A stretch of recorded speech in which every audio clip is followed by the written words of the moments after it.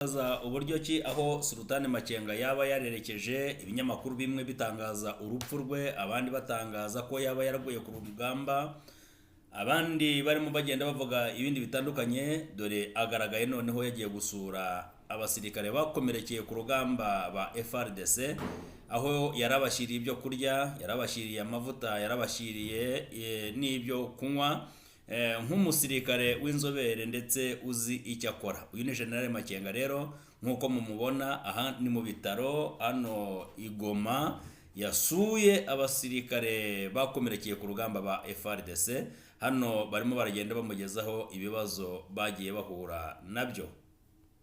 Mimi ulilumia kwa mgongo lakini dawa inapatikana. Dawa ipo. Asante. Usiku na shida mtapona. Nkuko bigaragara rero hano Sultan Makenga arimo arabaha pole, ari kumwe na General Byamungu.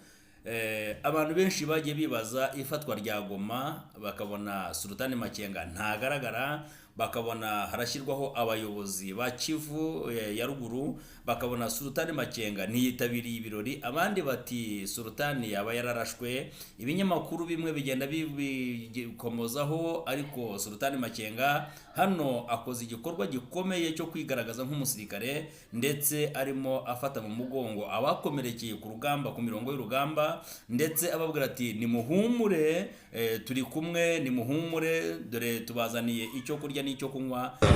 Et ça pousse la guérison vite. Et le général a prévu sans nourriture, c'est du poison. Et quand on soigne quelqu'un qui est malade et on lui donne de la nourriture, ça fait quelque chose dans le corps. Et ça pousse la guérison vite. Et le général a prévu pour venir donner au malade. Votre chargeur de la nourriture est là. Ça, vous pouvez décharger sur le véhicule pour rester avec le vivre moral. Vous avez compris, le mobile de notre présence ici, c'est de venir voir comment sont les malades. Les chefs ont prévu ce jour venir voir. C'est-à-dire, il voulait se recueillir de la situation. Et il n'est pas venu me réduire, voilà pourquoi il a amené quelques sacs de nourriture pour que les militaires malades puissent manger.